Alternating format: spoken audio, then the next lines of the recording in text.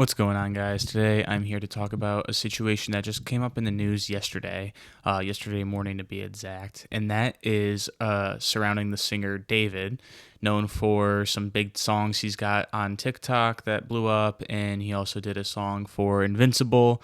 And there was recently a body found in a car that is apparently registered to him. I believe it was in the Hollywood area, and there was just a decomposing body in the trunk that was reported after people were just reporting a foul smell. And then once investigated, they discovered the remains, and just so obviously that's very sad, and very, very weird as well. Obviously people are looking to him on, what exactly is going on. And on a surface too, I'm just like, odds are I don't think he was involved. Like, this is probably someone stole his car. So who knows? I actually just saw him in concert like 2 weeks ago. And so I believe he's still on tour. That's really the biggest reason I honestly don't think he's involved. It's just because I'm pretty sure he was on tour. Obviously, who knows? Maybe there was a break. Maybe he went home. Who knows? But his response to the whole thing has been a bit, I don't even know if I want to say concerning, but just odd. Very, very odd. Like, someone is, obviously dead. And he did a show that day, yesterday, I believe, where he's like chucking Labubu's into the crowd. Like, I don't think he's made an official statement or anything. And, who knows what's going on behind the scenes, what people are telling him to do, what not to do. I don't know. But just like the seeming lack of care for the situation is just weird to me.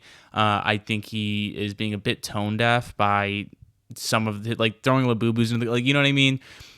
Even going to the concert, that's a bit different. You have people who paid and bought tickets. Who knows what arrangements they made as far as travel and sleeping. So I get feeling the obligation to those fans that made those sacrifices. And obviously, it's a sad situation, but not necessarily one that, as far as we know, directly is tied to him in any way.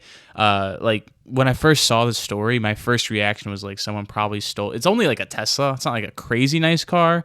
But my first reaction was that someone maybe stole it. And then, it is a Tesla though. So I feel like it's pretty common knowledge that the cameras and surveillance that come on those cars. So that kind of made me think, well, maybe it wasn't someone stealing it to commit a crime, because that's pretty common. If you're going to commit a crime, you don't want to do it in a car that's already tied to you. You're eventually going to ditch the car. You don't want that to be directly tied to your name and stuff. But it's more so, like I said, just his handling of the entire situation that really is confusing to me. I'm not sure why he's just handling it in such an odd way. Like, if this was me, and I was innocent, I immediately am going online like, hey, I don't know how this happened. I'm currently on tour. Something. But yeah, he's just kind of said it. I don't think he's addressed it at all. I'm not like checking his social specifically, looking for those updates. And like I said, maybe there's like lawyer stuff. I'd be like, don't say anything. Who knows?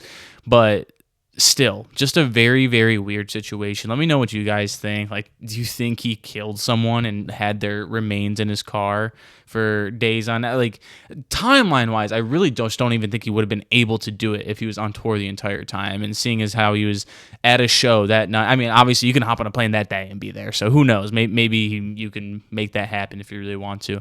But I just think timeline wise, it probably did not happen. But his addressing or lack thereof in the situation is just a bit concerning. So like I said, let me know what you guys think. Thank you for tuning in. Appreciate you. Bye.